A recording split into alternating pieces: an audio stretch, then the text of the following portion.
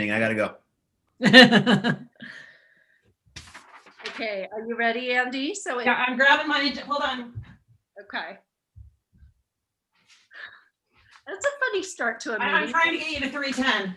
It looks like we're recording. Are we recording? We are recording now. Okay, I'm good. I've got the agenda. And we're recording. We're on YouTube. So we can begin, Mariko. Okay, well, Happy New Year, everyone. That was an exciting way to start the meeting for the first meeting of 2021. How is everyone? Good. Doing okay. Um, Yeah, awesome. we're watching our democracy crumble before our eyes. Other than that, But you know what? We're not going to crumble. We're going to get stronger. So that's okay. I don't see Larry. Before we begin, we don't see Larry, but I do want to introduce Laurel, who is the fabulous Los Gatos town manager that will be joining us for 2021. Thank you. It's an honor to be with all of you today and to help you this year. Thank you. And Laurel, do you know everyone?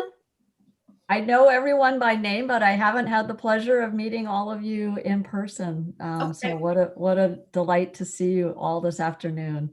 Okay, and we will make sure that we will correlate names with cities so that you'll have all of that in front of you. Thank you. Okay, and then so Andy, we have everyone except Larry, correct? Correct. Okay. And so I guess we need to take the roll or not. Do we need to take the roll actually? I think we could Or- just, as long as we say that everyone's here except Larry, right, Ms. Legal Okay, yep. Counsel? And Auden, do you have everyone? Is there anything you That's need correct. for the roll? Because Auden is officially our scribe. Are you okay? Auden? Just nod if you need, okay. Okay, awesome. okay, great. Okay. Okay, so before, as we look at the agenda, I just wanted to give a little caveat to everyone, and we can change it if you prefer. But what I wanted to do was to get us out of here in 1 hour. And so Andy and I went ahead and moved things we thought that were things that she and I could take care of, put them onto consent. And pre-populate as much as possible so that we could actually just have a conversation. And if there's anything that you want to pull from consent and or anything you want to spend more time on, we can do so. But we tried to do some upfront work with the goal of getting us out of here in an hour. Is that okay with everyone? yes. Okay. Okay, so if I could just have a motion for consent then. And I have one comment on the consent is that for the financials, we only are doing the November. Oh, actually, it's fine. It just says November on it. We're good. Okay, and then, and also with 2021 calendar, we basically copied last year's. There's no significant changes to that. So. Okay, so if seeing no questions on that, if I could have a motion. Motion to approve. Second, So Auden, that was Margaret. And oh, hold on. I've got to. That was Margaret with Chappie with a second. Mhm. And we still need to do roll call, unfortunately, and that delays us a little bit. So we'll take Go us ahead, on. Auden. Okay, Mayor Sayak, Yes? Vice Mayor Jones. present. This is for approval of. I'm sorry. Aye. Okay, thank you. And Mayor Abakoga, Aye. Mayor Flagor, Yes. Mayor Constantine, Aye. and Mayor Klein is absent. And so motion passes with 6 ayes. And also what I wanted to share is that we are planning to continue using the Excel spreadsheet for our board meetings to keep us on track. And what we've also would like to do at our upcoming meeting is as we have our motions to try and go ahead and have that contained. And if any necessary edits are necessary, Auden will take care of that so that on the screen itself during our meetings, people will be able to see what exactly we're voting on. So we'll try that. If it's disastrous, then we'll scrap it. But the goal really is to see that we can capture it in real time. And then that way we can always continue to log that so that if there's any question on previous motions and what exactly we voted on, we'll have a log of all of that. Okay, so number 4, as you guys know, in January, we tend to do our strategic priorities. Andy and I talked through how difficult it may be doing it online. In the past, we did putting things on the board and doing the stickers. I think we've done a variety of things. So what we thought we would do is offer the things that have come up consistently in 2020, which is COVID-19, transportation, and racial justice, and keep that there, but then have a discussion today on, do we want to present this as the 3 top and just open that up to see if there's something else that people feel is larger than these 3? And Mariko, I just want to make sure I'm looking at the right agenda. Is this item number 3 or 4? We're looking at number 4 on the agenda. So it's consideration and approval of recommendations for the 2021 priorities. Okay. So this might be our other snafu here. So let me, we don't have roll call is under number 1. The agendas are a little off. So Okay. we're just on consideration and approval of recommendations. We've had some technology snafus this week. Thank you. So I want to open that up for conversation because there's different ways we can do priorities. But one of the things that I think we need to make clear to our board is that these 3 pretty much are the largest ones that we've consistently talked about in 2020. Housing has always been one, but now that we have our housing collaborative, that's an avenue probably where we can put that discussion under that forum. We've always talked about legislation. We have the legislative committee under Rich to handle that. And so in terms of the big ticket items that the board actually wants to work on, do you think we should go beyond the 3 and provide suggestions? Or do you think we leave it at this? And if someone has a strong desire to add something, have them make the initiative and make the motion? What are your thoughts on that approach? Don't all speak at once. Nisa? Do you want us to?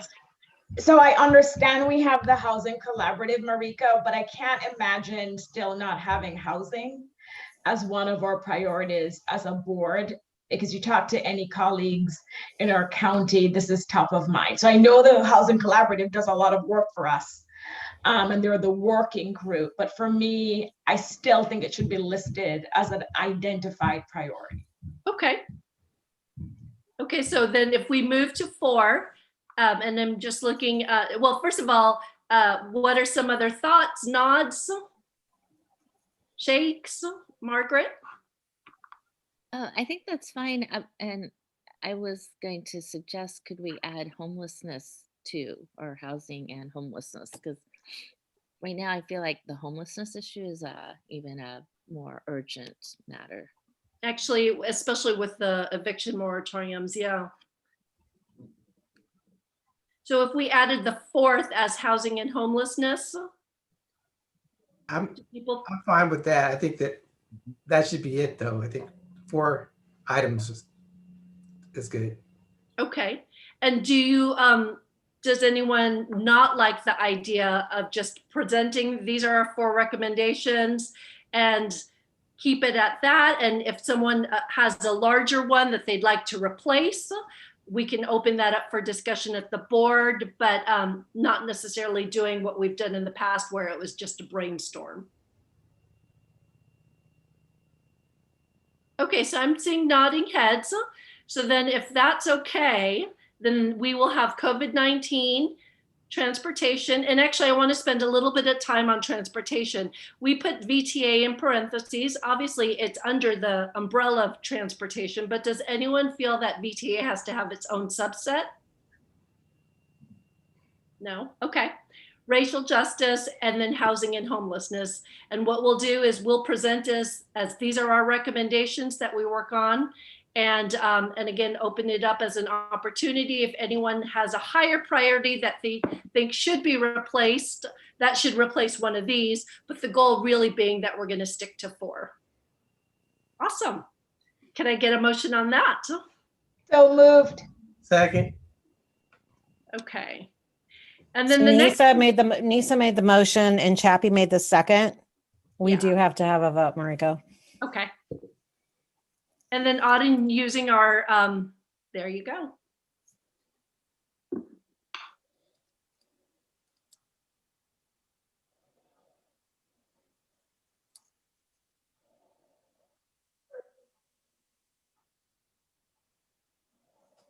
Auden, you're on mute. It's not moving either. Okay, mixing up the order, we'll go starting Mayor Constantine Aye.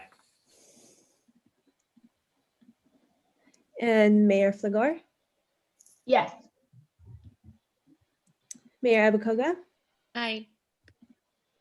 Vice Mayor Jones, aye. and Mayor Sayak. Aye, thank Yeah, you.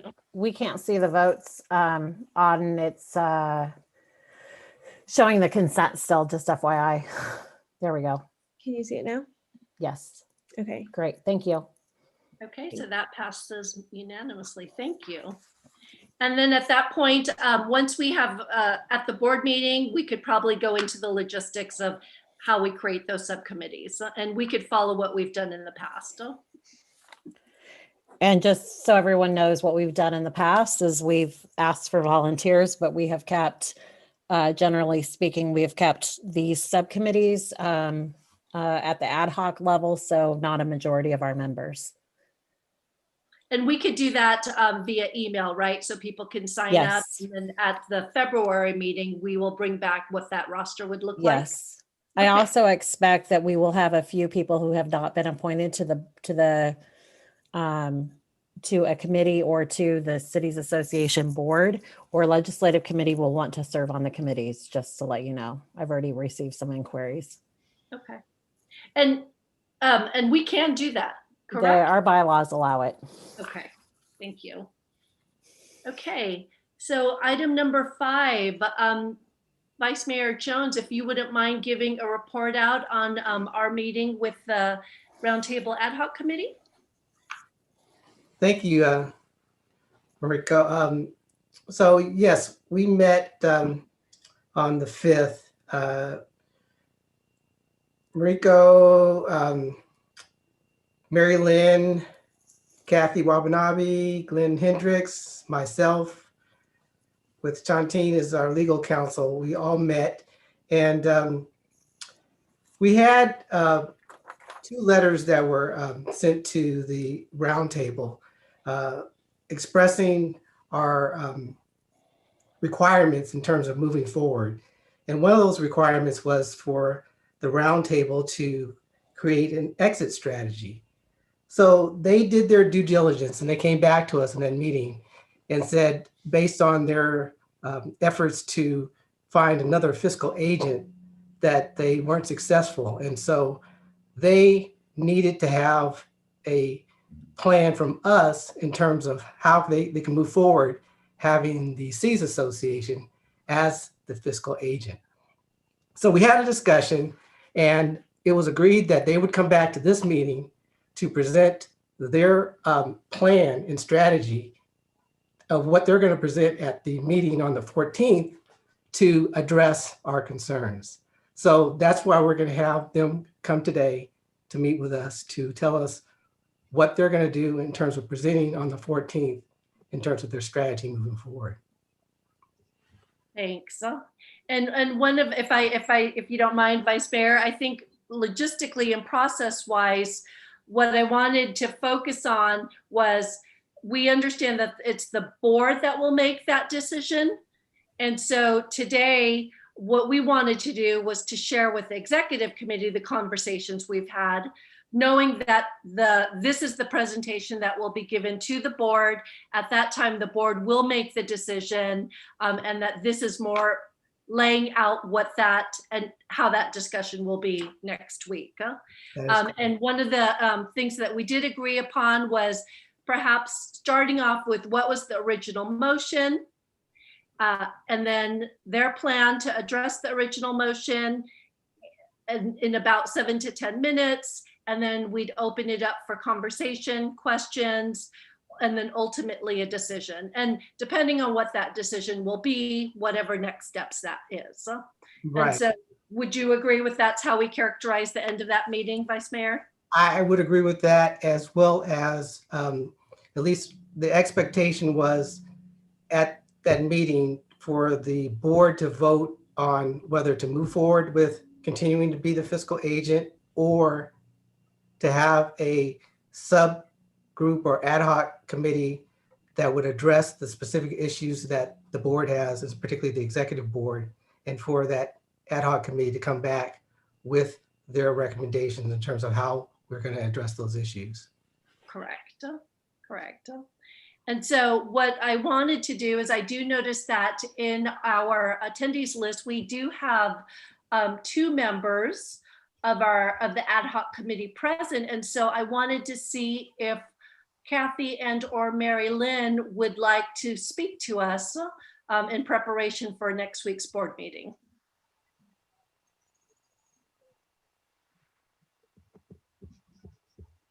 Thank you, Mariko. This is Kathy, and thank you, Executive Board, for the opportunity to be here today.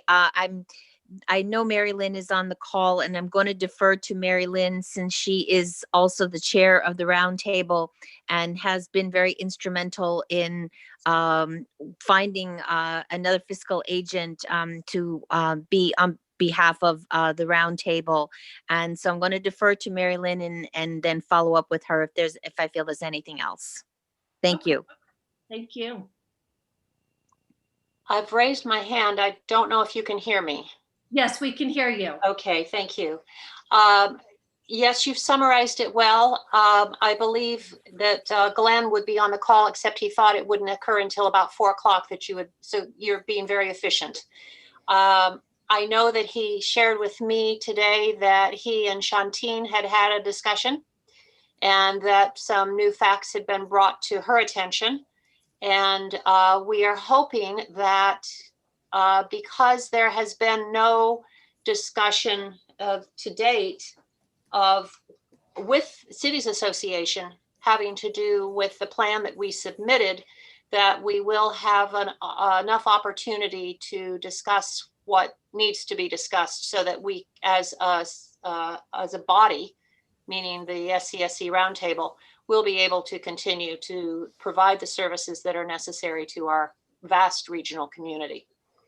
And so I appreciate you agendizing it, and I am hoping that with the new information and what coming to light for Shantine, that she will be able to, as she offered at some of the new points that you and Glenn discussed, Shantine, that we can move forward with a positive discussion as to how to maintain the roundtable.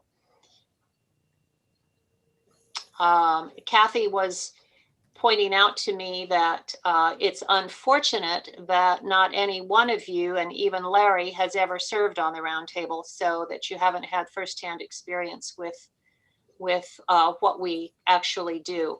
And I did not raise my hand or ask to speak because I understand that the top priorities for the Cities Association are those that you enumerated in the prior discussion.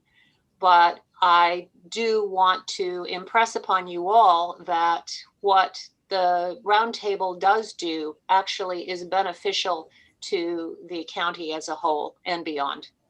So I look forward to having this discussion, and I thank you for agendizing it. And if you both can stay on, I'm going to look to the committee members if there's any questions. Okay, I see none. But one of the things I do want to ask Shantine, and it looked like you were about to say something. You know, we were, given the conversation that you had with Glenn, we were looking at perhaps 20 minutes. And I know this is number 7 of trying to allocate how much time for the board meeting. But could you give us a sense of, is 20 minutes sufficient? Do you think do we need to add more time to that discussion? I don't know if they'll need more time. My conversation with Glenn was actually really great and fruitful. And I think what we focused on was what are some of the concerns from the plan that I had regarding some of the gaps that I think need to be filled in. You know, I explained to him that as an attorney, maybe I'm parsing things a lot, but when I read a word, you know, it's got to mean what it's got to mean. And so one of the things that we looked at throughout the plan that they provided earlier was the fact that it said, you know, the roundtable will contract with legal counsel or program coordinator, whatever it happened to be. And Glenn explained, you know, that's not really what they meant. What they meant is the cities association will be the contractor, which is what makes sense because we are the legal entity with the obligations, but also the ability to enter into those types of contracts. And so that led to a discussion of what the cities association's role will continue to be from the perspective of both the roundtable and the cities association. And that operates with, you know, cities association having a great deal of oversight that is continued, looking at these contracts, looking at any legal obligations that the cities association has to take on to make the roundtable runs.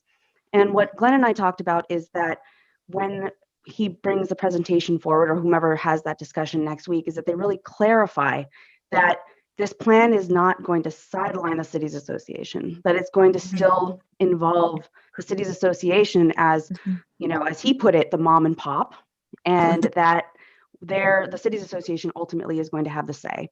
But what it's going to do is allow the roundtable to have a degree of autonomy so that when they need to use these contractors, they can do so without necessarily engaging either the executive director or other members of the executive board or the board, to really reduce the amount of time that cities association folks and staff are handling the roundtable. So I don't know if they need more time, because I think what Glenn and I worked on was how to frame this issue in a productive way that shows that, you know, the plan as it was set out, you know, I think he took time and he explained that he had kind of tried to keep it as short as possible, which makes sense, of course, but that it doesn't hurt at this stage to expand and expound upon what is actually intended here. And I also emphasize that we do have new members, perhaps folks who've never worked with or heard of the roundtable or knows what the roundtable does. And so I emphasize that he might want to explain that as well, but also recontextualize the issue. And then the other thing that we talked about was,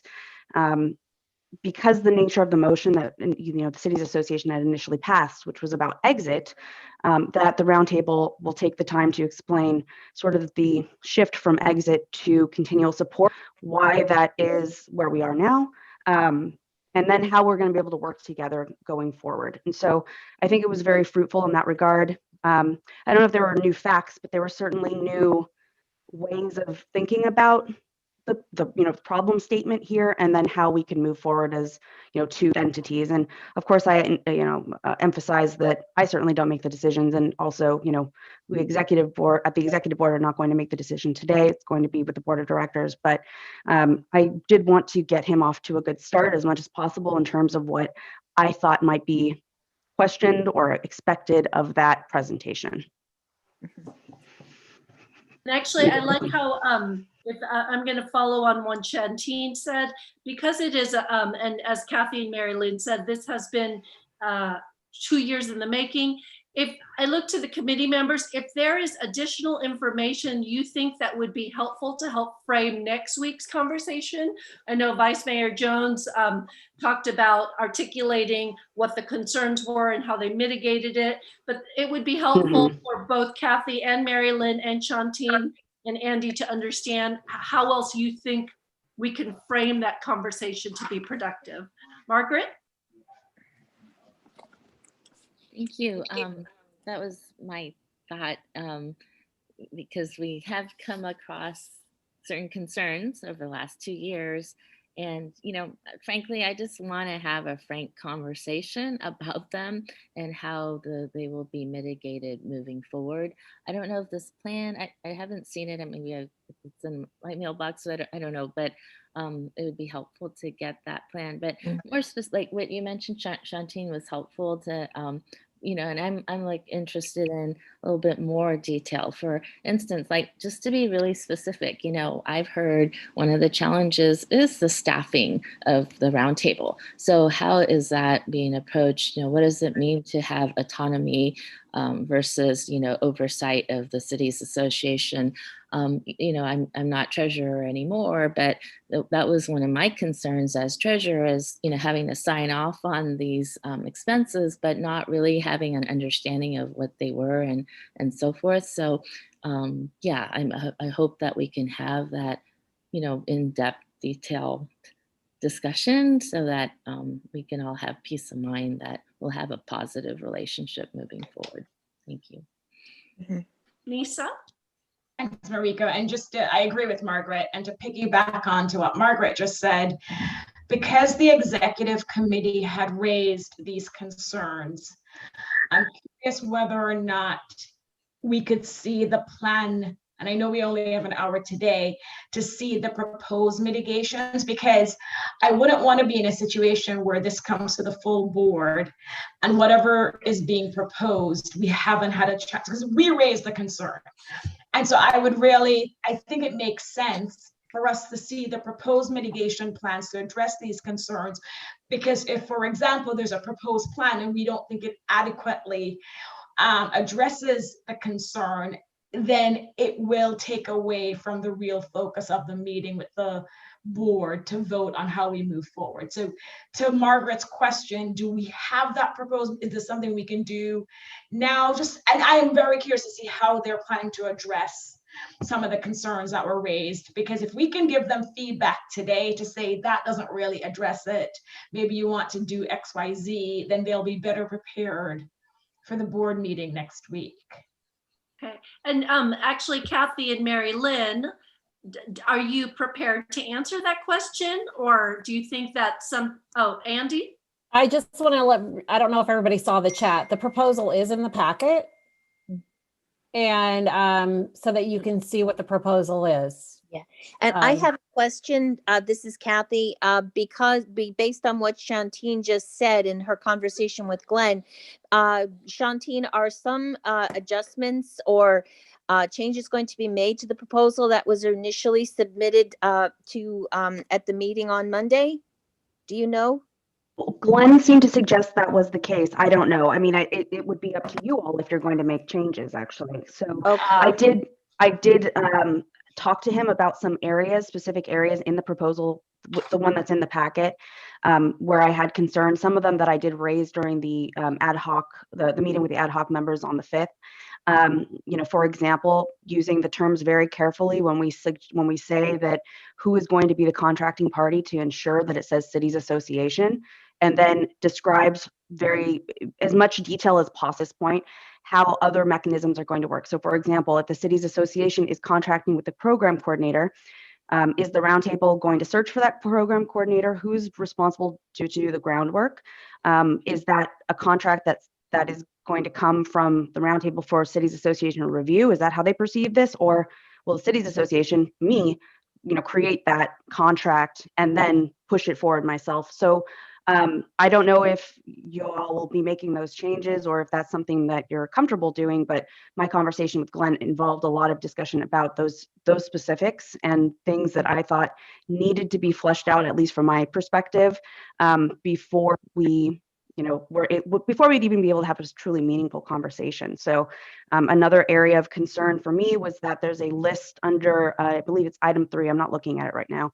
It says fiscal agent, and then it says cities association will be limited to the following duties. And I explained to Glenn that limiting in that fashion may not be helpful because it didn't encapsulate all of the ways that cities association will still be involved. So I suggested, for example, perhaps either you want to excise that section or expand upon it significantly so that it would show how robust this relationship is to be and to continue to be. So again, I don't know if those changes will be made, but that is what I talked about with Glenn about. And it did seem, I don't want to speak for him. It did seem like he was interested in making those changes to help Okay. clarify when we have the presentation next week. If I may, I did speak to Glenn this morning, if it's okay, Mariko. Yes, please. Thank you. When we submitted, and I do not have the date, when we submitted the plan, it was months ago, after a meeting, after a request that we submit the plan. Way back in June, there had been a motion from the executive board to request a 6-month check-in in January. And not a hard deadline, it said. And it said the executive board would like a plan for the SCSC roundtable independence, or instead of independence, identify a new fiscal agent and project manager if needed. So working off of that, we devised the draft plan and we submitted it, and we did not receive any type of response. So we didn't have any input to beyond the letter that was the October letter that Mariko, you and Larry signed, and then an indication on Monday that there had been an audit with some concerns. We had continued to hear that there were concerns about the amount of time that the roundtable was taking of Andy's services. And going on that, and as I indicated on Monday, without any legal representation, we did our best on the ad hoc to respond to the issues that we had heard about. Without delving into specifics, we looked to create what were the responses to the problems and frame it in that way. We submitted it. I know I watermarked it draft, and I was hoping for a response before we got to the point that it was a hard line that we were to exit. So again, that's why I was very excited to be able to talk to Mariko and Chappie and on Monday and move forward. We did get a copy of the audit. The other 2 members of the ad hoc didn't know the audit had occurred, nor did ESA know that an audit had occurred that included some of their work in there, not necessarily them per se, but at least them as a contracting agent. I really deeply appreciate Chappie's suggestion that from this point, rather than taking a full body board time at an entire cities association meeting, that we create a new ad hoc of those who are concerned and have buy-in with how the roundtable can continue. Because I think it is in that regard that we can move forward and actually discuss the items that Shantine and Glenn spoke about this morning, because I think that's a positive way of moving forward.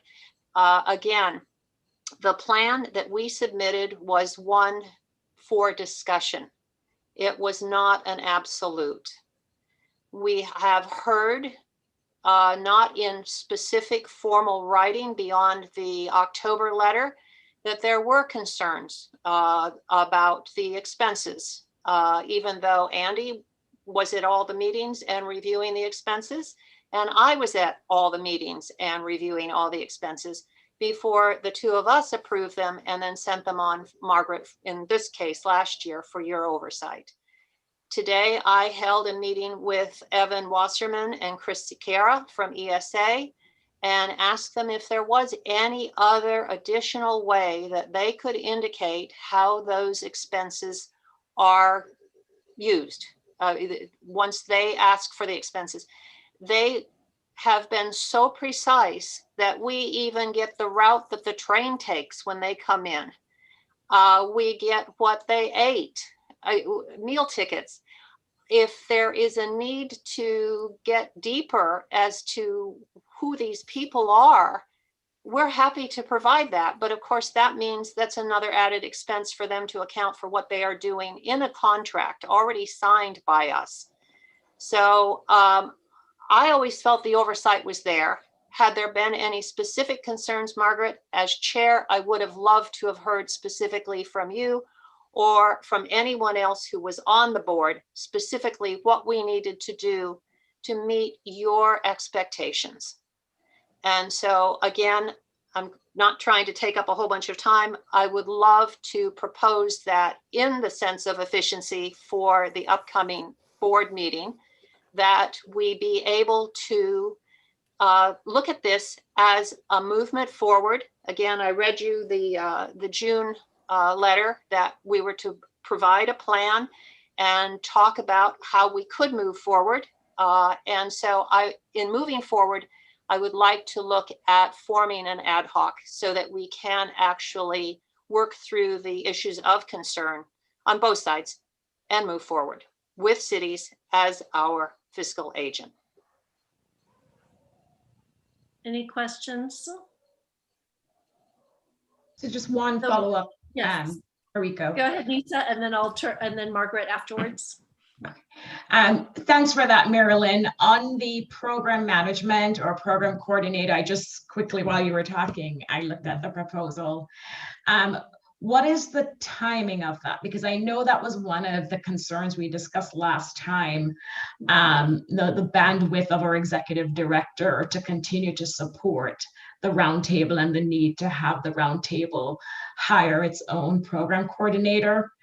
Are we planning to do that while we form this ad hoc that will delve more into all the different concerns? And the reason I'm raising this is, to me, that's something that's more immediate than I think the other things that we may be able to work out together over time. So I think Glenn and I are on the same page, but I am not speaking for him. When we formulated the plan, it was with the idea that we would have legal counsel there. That said, we didn't feel that that would require duplication of staff effort. In other words, that Andy could then step away as long as legal counsel was available. Initially,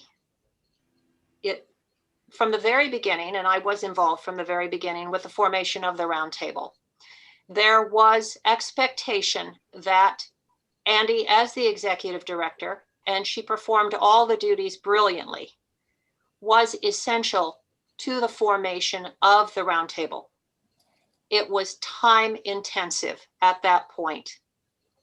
As we have moved forward and we have given more responsibility to ESA, and as Shantine has come on and has been auditing us, or whatever word we want to use, I am seeing that once the values are communicated to our members, to the chair, to the subcommittee chairs, and to our members as a whole, if they are communicated clearly, which I would anticipate legal counsel could do, I can see where Andy specifically could step away. When we formulated the plan, we were looking at two separate categories: legal counsel, as I've sort of explained now, and secondarily, and I don't mean to diminish this, but we haven't come up with a different explanation other than to say bookkeeper, an individual who would handle the financial aspects. It's a more full-blown description than that encompasses in just those words, but one who would handle financial, not someone that would have to, in addition to legal counsel, oversee all of our activities. There was some miscommunication with the last two subcommittee meetings. We have two subcommittees as to getting the time, getting Shantine given enough notice to attend. And that has been rectified. If Shantine will tell us what kind of lead time she'd like, we'll definitely make sure we follow through with that. But then if we are up and we have our contracted consultant on board with, in this case, his parliamentarian procedure books right by his side, then it's fine. We have the indication now that Andy will not have to be setting up any platforms for any of the meetings, because there's been concern, as we saw today, that there are glitches in starting Zoom meetings. We have gotten through to everyone that the Zoom meeting platforms now will be set up through ESA, whether they are our regular meetings, a full body, or they are our subcommittee meetings. That was an activity that Andy took over for quite a bit of time. So I hope, Nisa, I'm looking to see if you have any other further questions. Thank you. Thanks, Marilyn. That answered my question. Thank you. Margaret, you had a question? Yeah, and actually just it was more of a response to Marilyn's comments about my concerns. And, you know, my concerns, yes, they started with looking at the financials, but it really, you know, morphed into more the issue of the resources being used by the cities association to support the roundtable. And that was really my concern, which has, you know, been, frankly, the audit has confirmed that and so forth. So, and I've been very clear from the very beginning that, you know, those were the concerns that I've heard, I've raised, and that's why I think we're here, right? So, you know, I think it's been pretty transparent. I'll be completely honest. I've heard a lot. I've heard from many people about the roundtable, and you know, I'll have to say that there have been concerns about, you know, Andy's staffing and, you know, and Shantine, and I think both are great. And you know, that's my concern is, okay, who's going to hire the program coordinator? Is the Cities Association going to hire? Is the roundtable going to hire? Is it going to be a combined effort? You know, I'd like to get more details of all that before to really understand how we're going to move forward, if we are going to move forward. And I guess my understanding of the 6-month check-in was, you know, we had decided that we would not be, City Association would no longer be the fiscal agent, but we would give the roundtable time to find another fiscal agent, and the 6-month check-in was to see where they were in that. But I didn't realize we were actually going to like take a vote on whether to be continue to be the fiscal agent. So, Well, if I may respond in reverse to your comments, in the plan, there is an appendix that includes a timeline. That timeline goes back to July of 2018 when Lisa and I went to the airport and in San Francisco, and Chappie was there. And we said, hey, come on, let's form a partnership. And we were told no, from the airport and from the city of San Jose. So from that time forward, I, as chair, with help from others, attempted to find a new home for us. And to date, nothing has been feasible. When so there we are. We were fighting for the existence of the roundtable, period. It wasn't a pushback because there is something else, we're not going to go there. As late as last month, I again wrote to the airport director at San Francisco Airport and said, please, please, please. Unfortunately, that is not an option at this time. That factors into the timeline. The airports are not in a situation where they are financially sound enough to take over us. In fact, they are even now looking at their proposed contract with the other cities and how the other cities in the San Francisco roundtable should perhaps be paying more for the airport services as the fiscal agent for the roundtable. I don't want to get in anything more from there, but moving back, again, yes, Margaret, in the very beginning, Andy's time and city's resources were essential to the setup of our body. And now we're not sure, and this is where it's essential that we have this dialogue. We are not sure, given the state where we are now, that the person that fills part of that role that Andy has been performing is actually any longer a program manager. And that's part of the discussion we need to have. I had asked Andy for details on the job description, and we need to go from there. We need to see going forward, not looking backwards as to the amount of time and resources that cities was lending us. What is realistic for the future? And a caveat for that.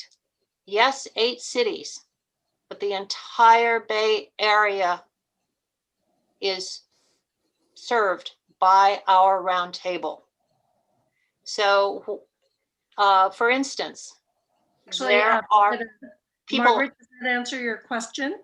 Did I get there? I just want to say Los Gatos isn't a member, but we have people who come to us from Los Gatos and say, hey, what are you going to do about this? And we do not turn them away. And that's my final point.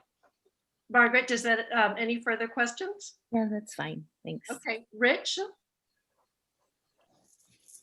Thank you very much, Chair. I don't think anyone's questioning the validity of the roundtable, but my question is, I thought that, you know, to dovetail on Margaret's question, was that I thought that we had voted that we were going to separate from the roundtable and that we were going to give the roundtable ample opportunity to find another fiscal entity to run their entity, because we were no longer wanting to fulfill that role, partially not only because of what was already mentioned, but also some other issues with Brown Act violations and legal.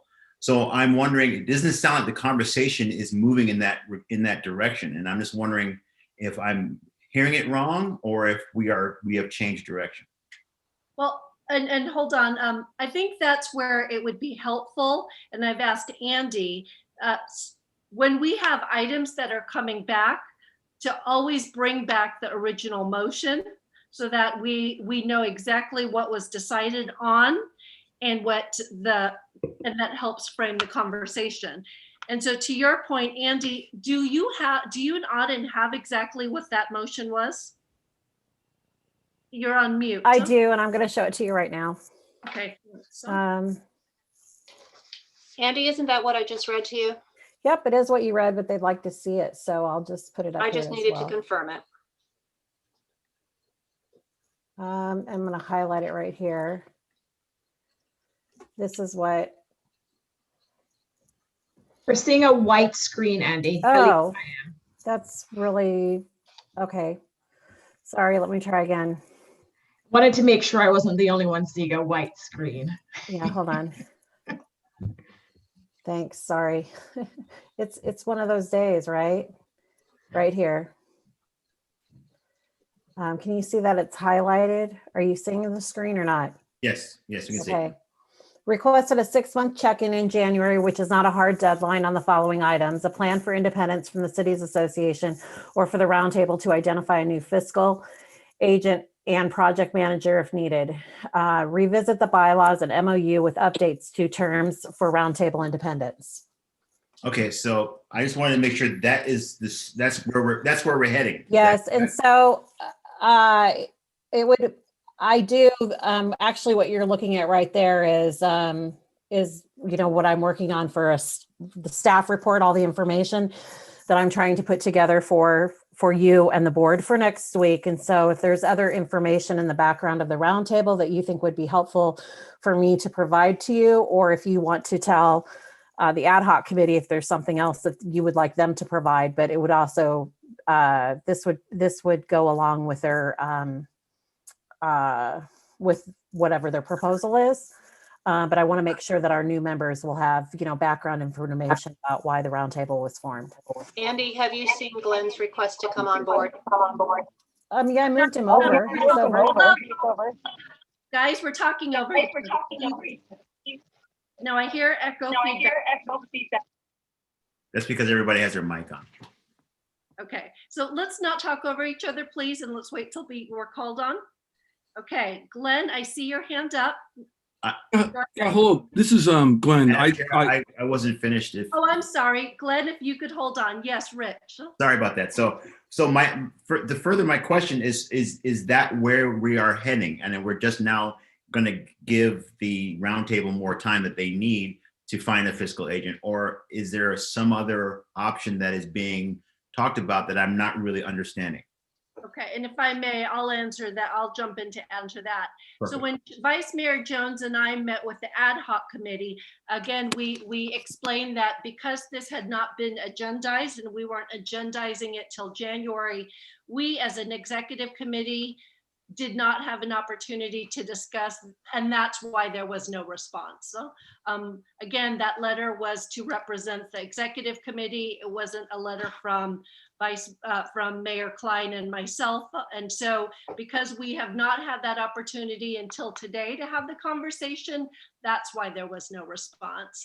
Okay. And so the question really is to the executive committee, because the motion says there's no firm deadline, how do we best frame this discussion to our board, given the concerns that was raised, given the direction that was instructed, and given what now the ad hoc committee has shared with us?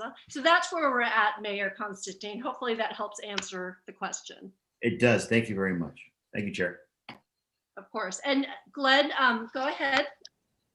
Yeah, hello, this is Glenn Hendricks. I'm sorry I'm coming in late to this. I had been told we weren't going to do this until 4 o'clock.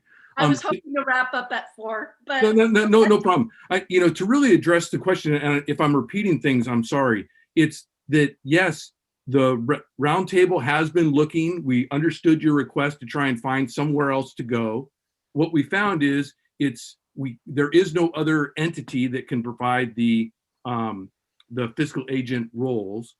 And we had put together a draft of some concepts of what it would be for if the roundtable stayed under the Cities Association. The challenge we're at right now and why we're asking if the Cities Association is open to the question of us staying under there is we can't work out any of the details of what staying under the Cities Association would look like, because you have made this motion or approved this motion that says we're going to leave. And so that's what really the request is to put it back on the table to say, here, if we could come to and work out all the details, would it be acceptable for the roundtable to stay under the Cities Association? That's really the question we're trying to ask. And we're kind of stuck in a catch-22. We can't work out all the details and make sure we're satisfying all of your concerns because you've said we have to leave, so we can't actually work together. And that's the question of what we're really trying to ask, Rich. And I'd be happy to answer any questions about that. Mariko, can I chime in? yes, please, Vice Mayor. So Glenn, as you heard me state earlier, I understand our direction to you, but I also appreciate the dilemma that the roundtable is in terms of not being able to find another viable fiscal agent. So I can't speak for anyone else but myself, but I could tell you that I am open and receptive to hearing a plan that addresses our core fundamental issues. And if we can satisfy those, and I don't know if we can or not, but if we can, then I'm very receptive to moving forward and supporting the roundtable as fiscal agent. But it's on the condition that those concerns and issues are addressed and mitigated. Yeah, and that would be the intent. But again, we can't do that until you guys have a vote like next week that say it's okay for us to explore that. And if during that exploration process, if we came to a thing that said, here, we're not satisfying the things, then we'd have to actually part ways. Right, exactly. Yeah. I saw Nisa and then back to Rich. And I'll be quick, Chair. Thank you. I agree with Vice Mayor Jones. I am definitely open to that. I think as part of the check-in, the roundtable is demonstrating that they did their due diligence. They did a very thorough search to identify another fiscal agent. And so exactly what Vice Mayor Jones said, I am open to continuing for the Cities Association to continue as a fiscal agent, contingent on a proposal that addresses our concerns that's acceptable to us, that we think is in the best interest of the Cities Association and the roundtable. Rich? I'm coming in pretty late in the game, but my understanding is that the concerns that we had brought up, and the only one I can come to mind right now was Brown Act violations that were brought up weren't addressed. So I'm just wondering what is different now that we are going to now all of a sudden go forward and fix the issues that we had already addressed that weren't addressed, and that actually brought us to the decision to separate. So I'm just now wondering why all of a sudden the issues that we had are going to be fixed when they weren't fixed before. And again, I'm just coming in late, so I need someone to clarify that for me. And if someone could, so I see Mary Lynn's hand is up. Thank you. Rich, we chose as an ad hoc to address the issues. We did not want to go item by item on that letter from October, because in truth, there were some suppositions and they are unfounded in several cases. There are other situations that we actually experienced today on this meeting where we have found that there have been some technical difficulties with Zoom meetings. There have been situations where there is an individual who is known for being very critical. The bottom line is, with each and every one of those supposed Brown Act violations, and yes, they could have very well been, they could have occurred, but there was never any formal claim made, because in just about every situation that I know of, they were rectified within a few minutes of the claim. So I don't really want to go sideways on this conversation. I want to talk about what we can do to continue to work collaboratively and to have a regional body that performs services for 1 to 2 million people in the Bay Area. And that's one of the reasons that I said that I am that I stress the fact that not one of you has served on the roundtable, so you have not had firsthand experience on what we do on a regular basis and how we have dealt with some concerns about Brown Act violations. I imagine that in any one of your city councils, there has been a time where perhaps someone did not happen to call out as a regular procedure, public comment, please. That happens occasionally. There are times when we have glitches with 2020 with Zoom platforms. And there also are times when there apparently is someone that assumes that Brown Act violations have occurred when in fact they have not. There has been a learning lesson from that October letter, and anything that was still outstanding has been addressed and I hope corrected for the future. Again, I don't want to land on that letter alone because I don't really want to go beyond issues and to personalities. I want to go to creating a viable roundtable that provides services to our Bay Area. And at this point, it has to be stressed, every other roundtable in the nation is set up under the guise of an airport. It's not a Reed Hillview. It's not a San Carlos airport. It is a service airport for a huge, huge airport. We have attempted to join with San Jose, with San Francisco, and that is not viable. We have looked at for Silicon Valley joint venture. That is somebody that doesn't meet our needs. We were set up to be responsible as elected officials to our constituency. So that wasn't viable. So when the whole idea came about, if you don't mind, we're straying just a little bit away from my question. if it's okay through the chair, Yeah. if I could just ask a clarifying question. Yes, please. Thank you. I've heard you use words in your answers: unfounded, supposed, and assumed. Am I to infer that you don't agree with some of the, we'll call them allegations against the roundtable? Correct.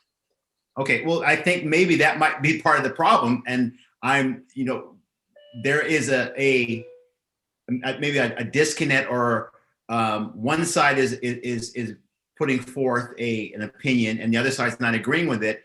I don't see how we can continue to work together if there's assertions that there have been violations, and if the entity is saying no, there wasn't. So I'm not understanding. If you don't even if you don't even think there were violations, what are we fixing? Hey, Mariko, Rich, can I just interject real quick? Yeah, and then after Vice Mayor Jones, I do want to make a comment, and that brings us back to where we were in the past. So Vice Mayor. Right.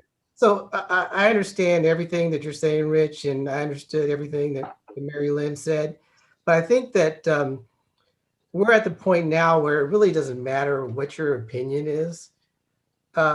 We have issues around process and procedure and governance, and we're laying out some very clear guidelines and requirements of what we want to see that impacts those different areas. And when you talk about what's going to change or how's it going to change, it will change if the roundtable conducts their business according to how we laid out the requirements in our request. And so the proof is in, if they do that, then the issues will be addressed and we can continue to move forward. If they don't do that, then obviously we have other issues and we would have to make a decision whether we wanted to continue to work with them or not. Right. And so hopefully I was helpful to give you a little bit more context. Yeah, and I actually wanted to bring that up because that was a discussion point that Chappie and I had with the ad hoc committee, is if we're looking at something, and let's use the Brown Act violation as the example, and we believe, and our legal counsel is saying it's a Brown Act violation and the roundtable is not, that at some point, if we just are looking at the same information in a different way, how do we ever fix that disconnect? And that's where I think we're having the issue. And I believe, and Glenn, I don't want to speak for you, but that's where we had agreement on, if this is our parameters for moving forward, if our legal counsel says it's a Brown Act violation, then it's a Brown Act violation. I think that's where the conversation was. But again, Glenn, I don't want to speak for you. Rich, I hope that answers the question. Well, it answers the question only to the point where, we've said there were violations and the roundtable saying, no, there weren't. I don't understand, if they're not going to, I don't see what they're going to fix on their end if they don't believe our counsel. Mariko, if I could just jump in here. Yes, I think what it is that the plan that we wanted to try and be able to work out all the details is we wanted to clarify a bunch of roles and responsibilities. And one of the roles and responsibilities to be clarified is the legal counsel, and having the legal counsel actually operate with the roundtable much in the same way that any of our city attorneys work with our cities, such that they'd be given, legal advice and things like that. And if something was going on in a meeting or whatever situation where there was an issue, then that would be for the legal counsel to step in and say, here, this is a problem. You need to, do something about it, in the same way that we listen to any of our city attorneys. So it's the way to go forward and clarify these things is to get better definition of the role and responsibility of all the parties of what's in there, and have accountability to that, such that if the roundtable was not abiding by the rules that we all agree to, then here I think that sets up a position where we would separate. But hopefully what it sets up is that here there's clarity about what everyone's roles and responsibilities are. Here's what we're going to do, and here's how we're going to follow and work together. And I think really where we're at is issues have happened in the past. Mhm. You know, I'll accept that. And we want to set up something so that issues don't happen in the future, or if they do, there's clarity in the roles and responsibilities to make sure that whatever those problems are addressed and dealt with right away so they don't reoccur. And if I may, I agree 100% with what Glenn just said. Thank you, Glenn, for stating it. We want to move This is- forward. Yeah, this is Kathy, and I want to just, I agree with Glenn, everything. Stop talking over each other. If you could wait till I call on you, that would be helpful. Okay, so Mary Lynn agrees, and Kathy, go ahead. Yes, thank you, Marika. I'm sorry. I agree with Glenn 100% that basically, you know, we're asking for a reconsideration of the motion that was made last June, because until the roundtable was aware of the letter, the October letter, and then now finding out about an audit that was done, we weren't aware. And so, I mean, we as electeds, you know, we know the importance of, you know, learning from our mistakes and learning as we go, that if there have been some issues, then we have the opportunity to be able to correct them, because until this information came to light, we were not aware that there were violations, and at least have the opportunity to be able to correct them, because again, this is a very formidable board, a very important roundtable that, you know, works regionally and affects so many people. So we don't want to lose what's been done, and we are definitely open to the opportunity to be able to make some changes and work together with the Cities Association. Okay, thank you. Thank you. Kathy.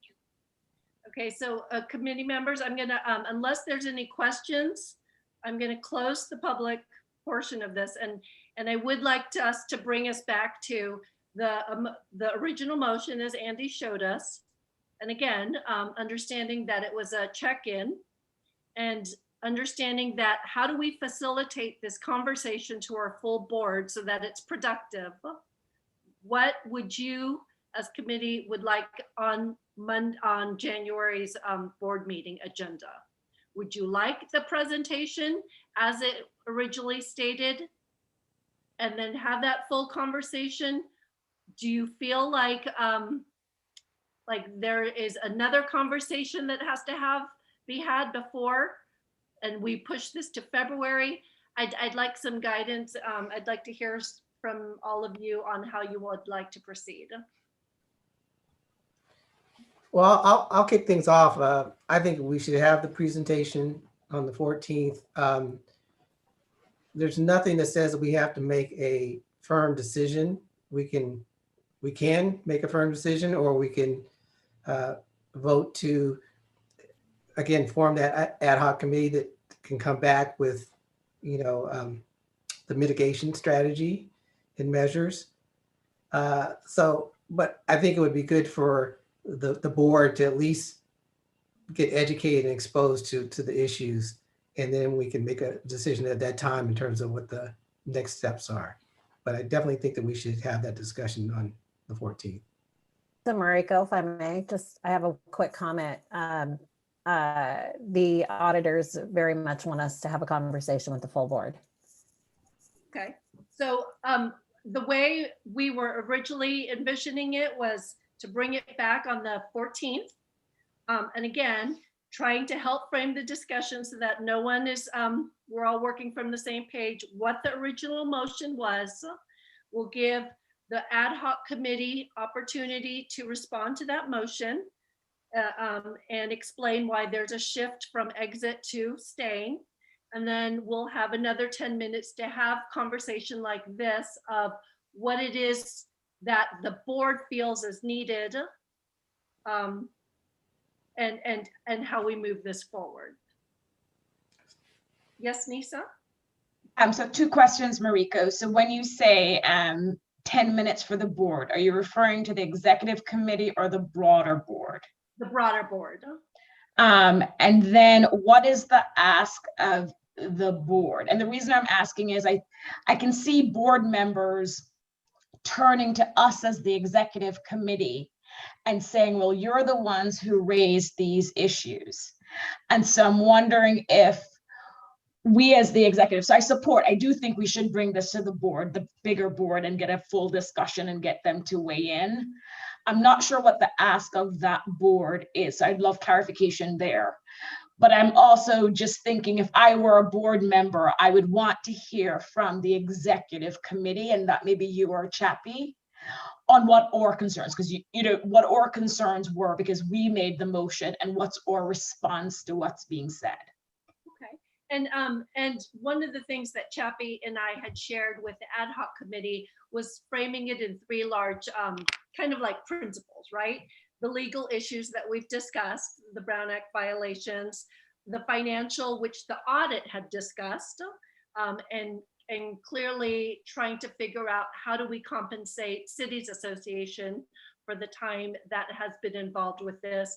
And then the administrative issues, should the board decide needs more time for discussion, Chappie's idea of creating an ad hoc committee of how exactly this is going to work. So what's the ask of the board? What are we asking them? Is this an informational item, or what will we ask them to do? Actually, I think that the ask was, and I'm going to go to Rich next. I see your hand raised. The ask was, are we continuing? I mean, if I look at the motion from last time, that was the path we were going. So if there's a change in direction, I think that's the board decision. Are we changing direction? And then if so, with what parameters? So that's how I'm reading that motion. But I'm looking to you guys. I'm nodding my head, Mariko. Okay. That's how I interpret as well. So Rich and then Larry. So I just want a clarifying question. When we voted to give the roundtable 6 months to find a new fiscal, was that voted on by the executive board, or was that voted by the overall board? I'm trying to remember. Andy, you have the. It was the executive board, and then we reported back to the board. So are we, I believe before we take anything to the overall board, we have to decide if whether or not we are going to continue with what we previously voted for, or if we're going to change. Because it was an executive board decision to separate, I think we need to have that discussion and be clear on that, whether or not that's where we want to continue before we take that to the board. Because otherwise, if we don't make a decision on that today, then what we're taking back to the board is the decision that we've already made, which was that we were going to give them 6 months, and it wasn't a firm date. And for them to find a new fiscal agent, and since they haven't found a fiscal agent, we're going to extend that. Or are we going to change course? But I think we have to decide whether or not we're going to change course today before we take anything back to the board, because we've already made that decision. That's why I said they're going to want to hear from us. Yeah. We're the ones who I agree. Okay, Larry. Yes. So from my standpoint, looking at Tuesday or Thursday's meeting, I do think we'll have a new set of players. So this is going to be interesting, that, trying to take any decision to them, whatever the case is, to try to make, whether or not it's our decision taking to them for them to basically affirm that decision or just educate. I look at Tuesday's meeting as education, if nothing else, to bring everybody to the same page, which I think will be critical. It's like, as we talked about here, and whether or not we need to make a final decision here on here, here was our decision from the summer. Here's where we are now. And I do think that it's important to get everything out there of, okay, there were, Brown Act violations based upon our legal counsel. There were, we gave them this direction, and getting buy-in, it's like to some degree on what the next direction is important. Whether or not that's okay, we give them another month or so, to figure out what the new direction is. Whether or not, from our standpoint, I do think that there's value in the roundtable. It's just making sure that we're all on board, and the rest of the board, not just the executive board. This was created for, not the executive board didn't create this. The executive board saw that there were issues and decided that in the interest of the organization, that it's best from a fiscal agency standpoint to basically say you need to manage yourself. That being said, the roundtable was created by the full board, not by the executive board. So any, bringing them up to speed, I think, is a critical thing for Thursday's meeting. So that's my take on it. I don't think that we need to make a full decision here on what that direction is. But I do think that, here we are, 6 months after we gave that direction on go off and find the fiscal agency. And since that time, there's also been this other, the auditor information that came up that we also need to report to the rest of the board, whether or not they were here or not. And to that point, I think what we do need a decision that requires the full board is if there, as our audit, Cities Association audit says, if we are going to charge the roundtable, I think that's a full board decision. Yes, absolutely. So back to my question, Mariko, on the purpose of it's exactly what Larry said. I really think it's an informational where we're bringing them up to speed about what has transpired since we reported to them months ago that we had made that decision. And then we have you or Chappie say to them, the executive board plans to work with the ad hoc to address these concerns. Like, I feel like that's what needs to happen. Yes, and so if, again, let's reframe this. This was the original direction. This response has been given to us that we have discussed at length. Given the 3 areas that are, again, trying to reframe it in the simple terms, the legal, the financial, the legal and the administrative, we could probably create an ad hoc committee that can take care of that. I think we need to make a very clear recommendation. Are we going to charge? Because it sounds like if we exit, if there's a separation, there's no charge unless we go backwards. But if we are going to continue in some form or fashion, at some point, based on the financial audit, we have to try to figure out how much the roundtable pays Cities Association for that time. Andy, you have your hand up. Yeah, sorry, I can't raise my little blue hand because I'm the co-host. I just wanted to let you know the audit, which was approved by the board in November, it did state to go after cost recovery is what they suggested, as well as future if they stay. Also, I wanted, just because you've been talking about bringing new board members up to speed, and you don't know this yet, but or you may know it, Mariko and I are hosting an orientation on Tuesday, and I've been working on a packet which gives the history of the Planning Collaborative and the Roundtable, and I've also been working on an extensive package for the Roundtable conversation. So I want you to know that people. We're doing our best, Mariko and I both, and Shantine and I, to make sure that all of our new board members are brought up to speed before they come on Thursday. And I also want to acknowledge Rich's comment about February. We also have the option of February. And I appreciate, because we don't have a firm deadline, but in general, whenever I push something back, it's like, why? And what can we do in that extra month? Because otherwise we just keep kicking things down the line. But is there more information that you think would be helpful? What if in January, again, like if the agenda item, and Shantine, I'm going to need you and Andy to look at me. If the agenda item is bringing it back, as we said we would in January, with a discussion on what the motion was, give the ad hoc the opportunity to explain what has been done since the summer, and then have that discussion, understanding that maybe there will be no decision on their part, but letting them know that we would like more time to work out these details. Rich, I saw your mouth move, but you're on mute. I was just saying informational item, but It is. And I would separate both of them, Marika. I would do this as an information, as an update, because we had, as Larry said, we told them this months ago, we're going back to give them an update on where we are. The roundtable came back at the 6-month mark with their check-in. This is what they reported to us. So we as the executive committee will work with them to address the issues.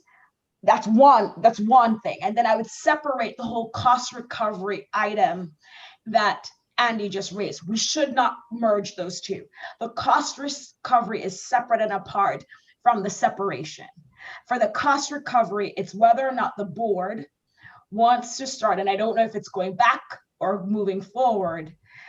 Do we want to start having the round table pay its own fees or whatever those legal fees are and administrative costs? And if we do we want them to pay all of it? Are there certain portions of it? Like, I feel like the cost recovery discussion should be separate and apart from the separation discussion. The cost recovery is obviously a motion that we need to vote on and decide, because that's the board's decision. For the separation, I think that's informational because it needs to come back to the executive committee to work with the round table on how we move forward.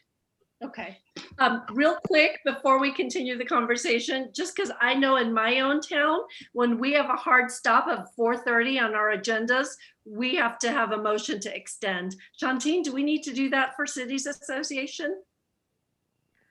Sorry, you don't need to, but if you'd like to, you can. It's perfunctory at this point, so you can continue on if you'd like. Okay, so let's skip that part then. So I'm looking to committee members. Informational, and then separate agenda item of cost recovery.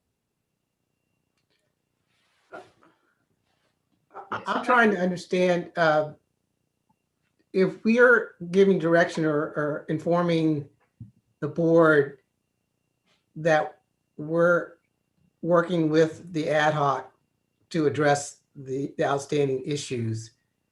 So you're saying that that's not a decision that the board needs to make to authorize that path forward?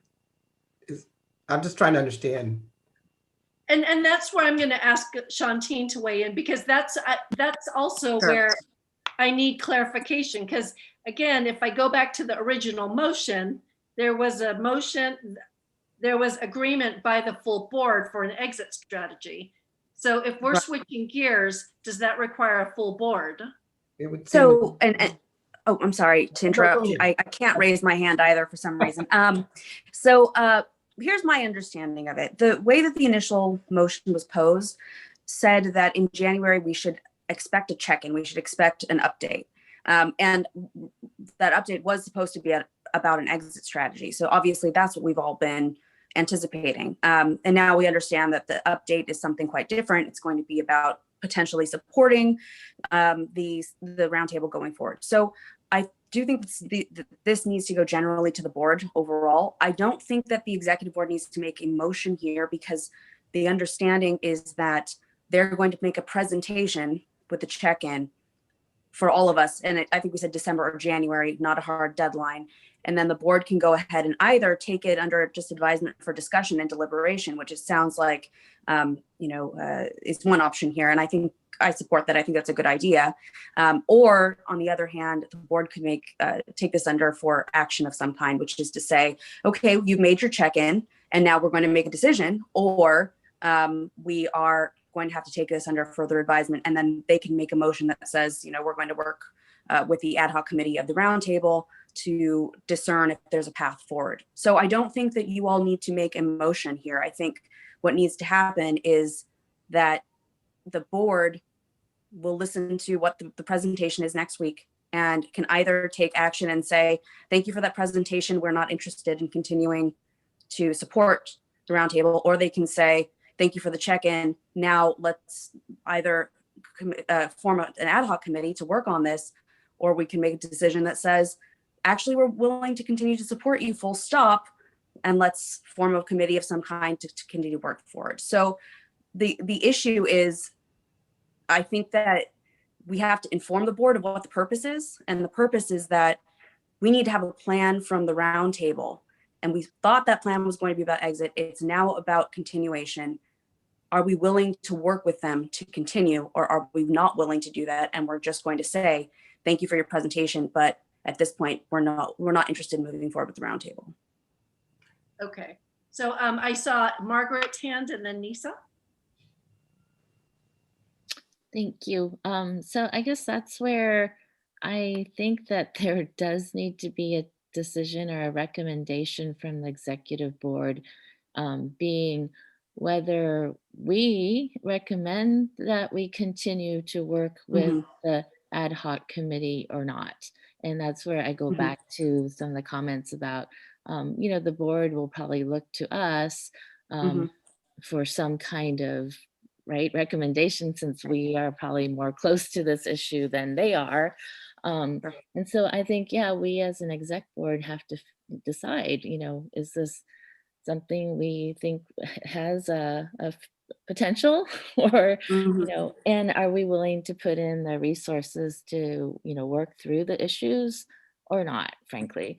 So my feeling is maybe, in the interest of time, I don't know if we can, could we have another meeting of the exec board to discuss this further? I'd like to invite the ad hoc committee members back, because I would really like to understand more clearly where we are. And I do have some concerns hearing about the Brown Act issue and a difference of opinion.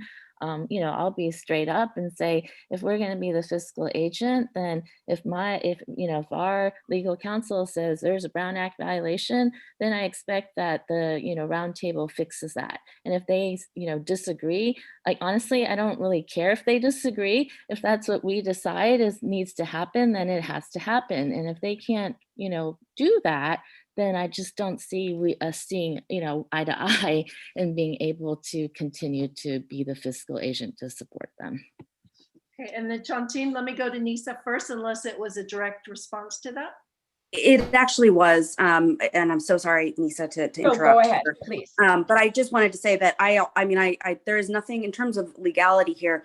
I think that if that is the decision of the executive board to make a recommendation, then ultimately that's also a good idea. I'm just saying that you don't need to put yourself in that position if you're not open to it. But it seems from what I'm hearing that everybody would like to propose a recommendation of some kind, whether that's now or going forward. And I think, from a legal perspective, you can do so. I see, Rich, you're motioning, and I don't want to cut off Nisa, but I'm happy to answer questions about that.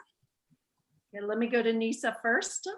Okay, I'll be quick. So Larry or Andy, correct me if I'm wrong. I don't think when we went back to the board to inform them of that motion, that we had a motion done. It was informative. So that the board never took a formal motion or action. This is ours. We own it as the executive committee.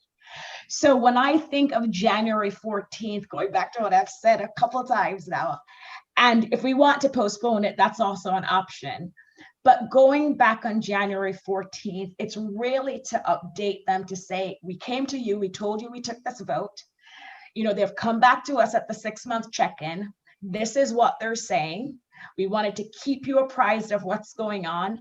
As the executive committee, we're going to work with them to see if there is a way to move forward as their fiscal agent.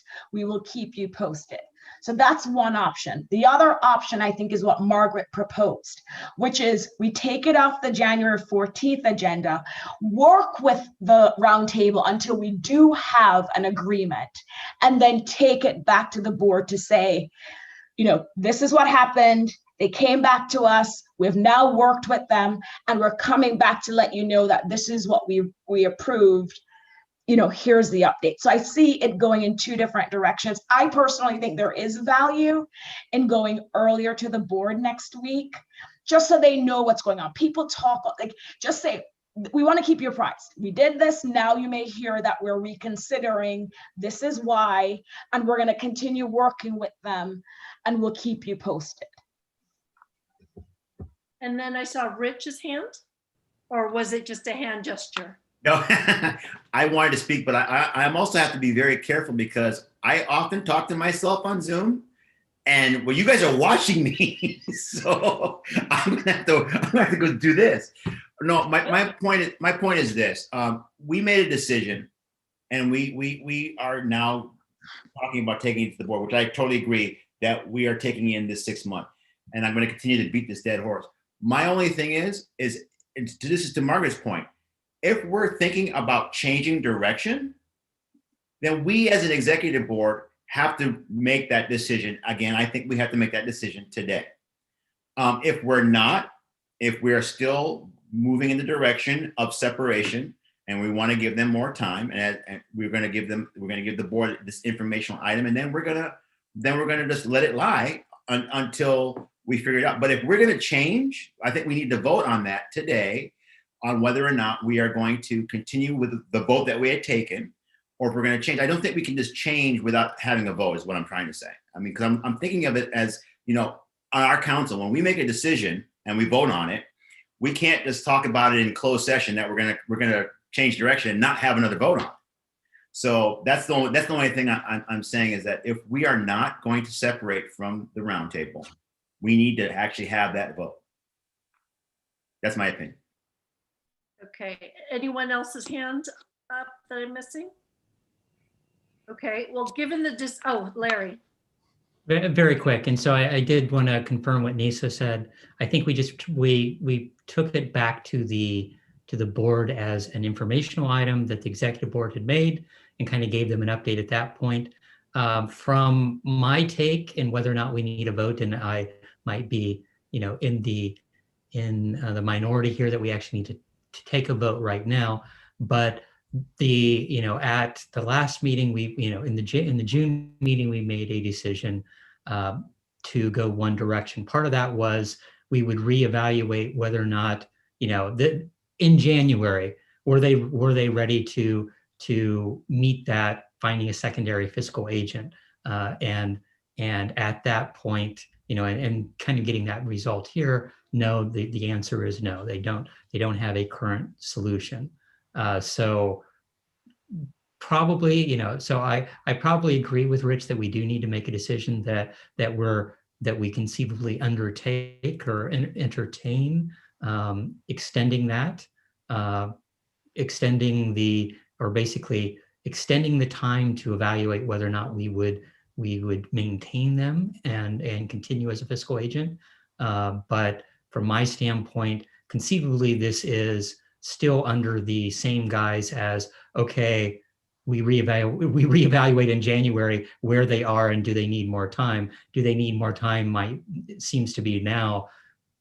Can they correct so that we maintain the fiscal agent? One of their solutions, or their solution as it currently stands, seems to be we'll take corrective action, we'll take corrective fiscal action, which wasn't part or completely part of the issue until October, and we got the report from the review. And so at this point is conceivably we entertain, but from the previous action, I think we're already entertaining that we're hoping that they would make it by January, but we weren't even sure when we made that motion that was going to be the case. Shantine? Okay, so I think I'm wrapping my head around it, and I appreciate all of your comments because I think these are incredibly helpful. So I think my understanding is this. No, we don't need to take a vote here today. If the decision is no change, we're simply going to go to January 14th, hear them out in presentation, but we're not changing course. We asked for an exit strategy, the end. If, however, we're saying, all right, here's the 6 month check-in, we need to permit more time, more exploration, potentially working groups, whatever it has to be. I think that there should be a vote on that because that is distinct from the original June decision. And I think going further, if the decision is to say, actually, we'd like to take an affirmative recommendation to the full board, whether that's changing course or not, but we're going to make an affirmative recommendation on how to proceed, I think that would also require a vote. So I see those as three different approaches.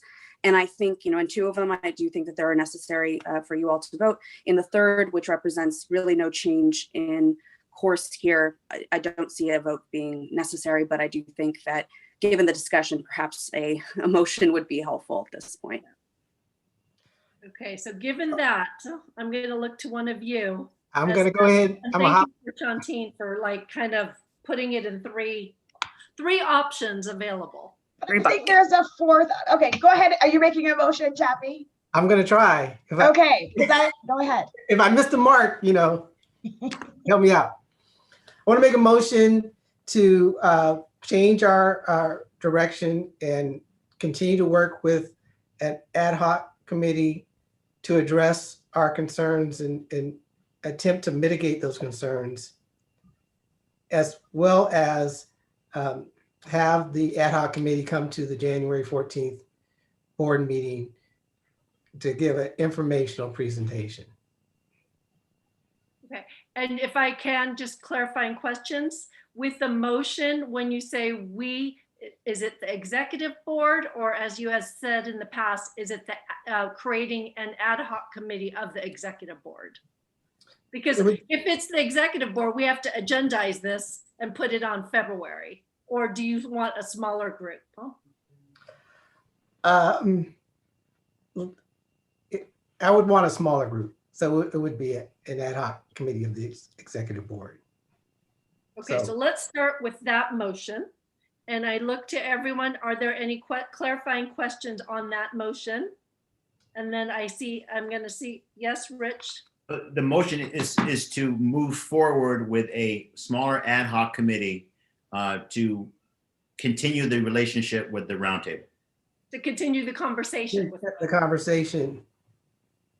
Continue the conversation. Okay, the conversation to do what? To stay with us or to continue to find a fiscal agent?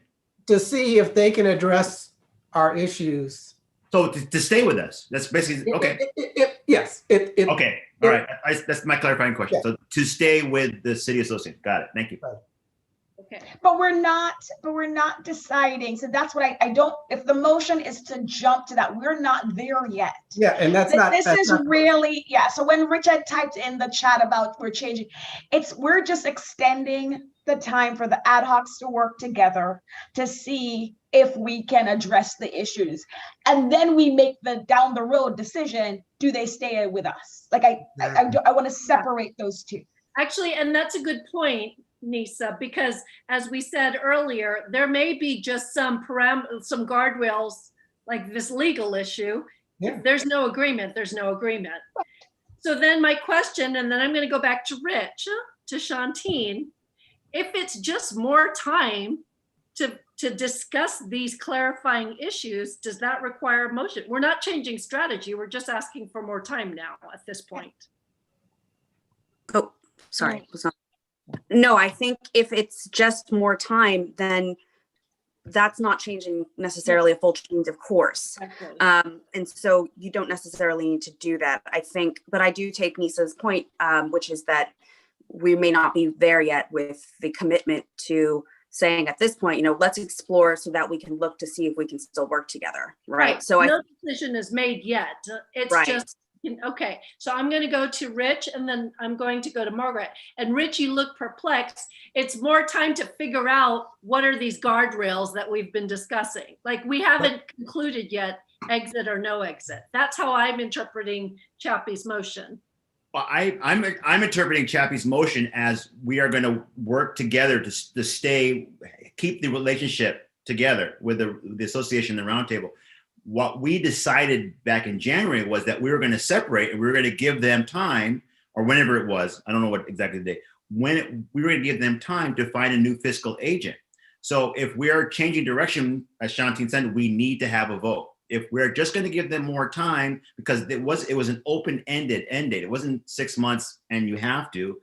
We don't have to have that vote. We don't even have to have that discussion. We can go back to what was originally said, that we're just going to have an informational item to the board. But if we have to vote on Chappie's motion, then we're changing direction. And then I'm just wondering why. But again, we'll have that discussion when we go to the motion. But I'm just a little perplexed because the decision that we made was because they were outside those guardrails. They weren't acting in the way that we thought we could continue our relationship. So in my mind, that decision has already been made. If we believe that they are now going to see the light and change, then we need to vote on that. but that decision was already made that they are outside the box.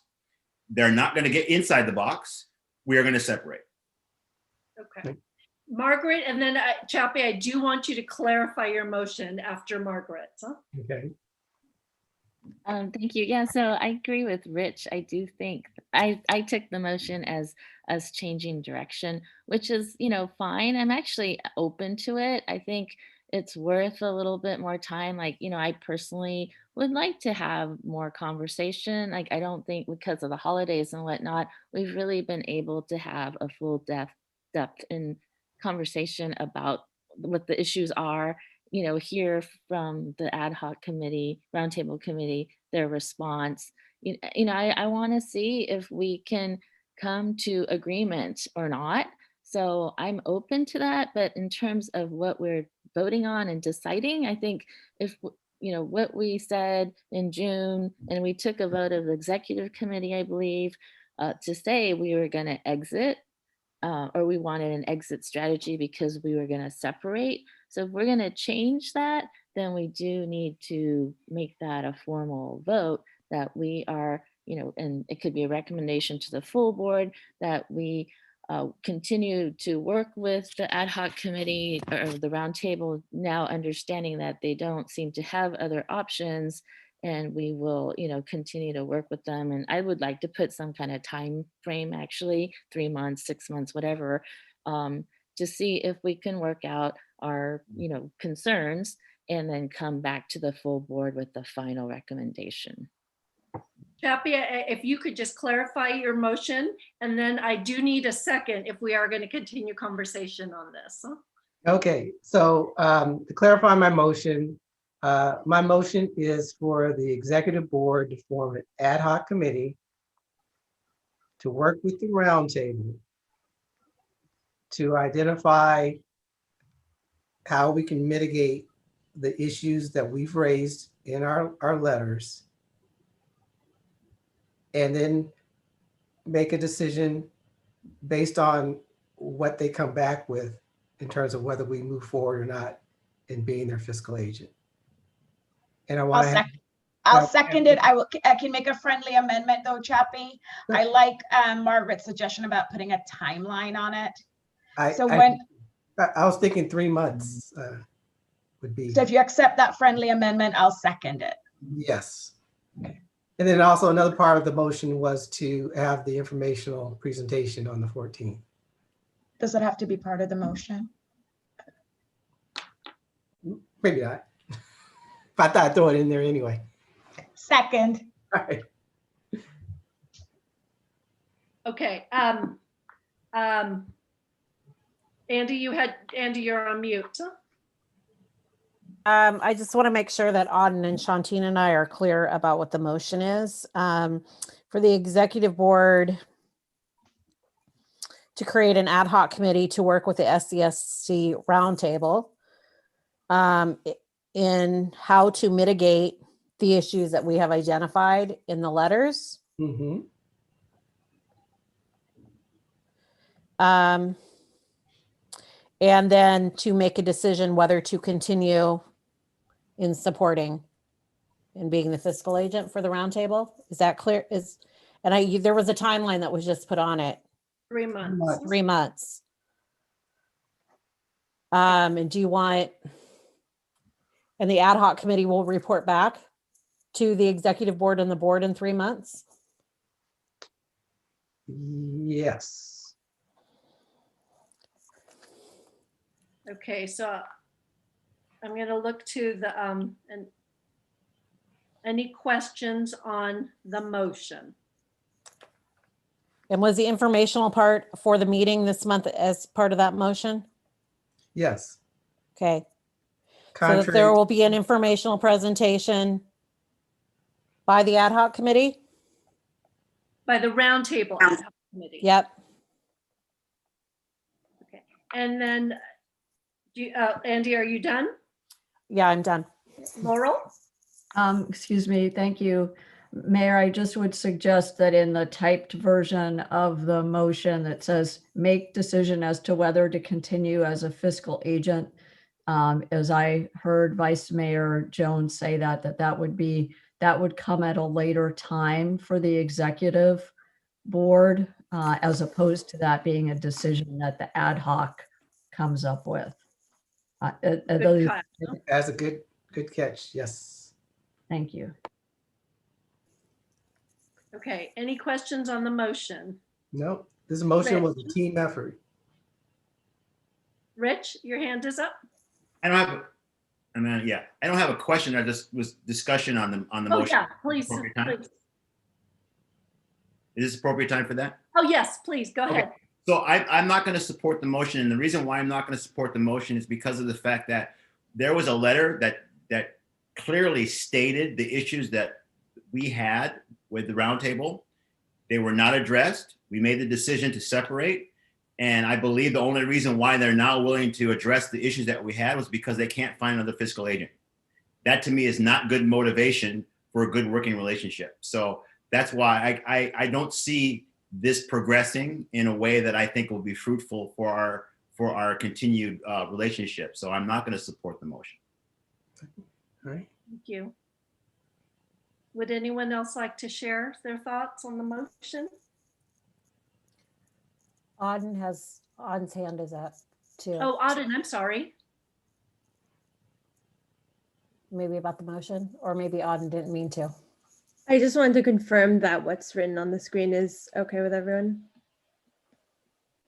Now that, if everyone could just take a 2 seconds to read it. Oh.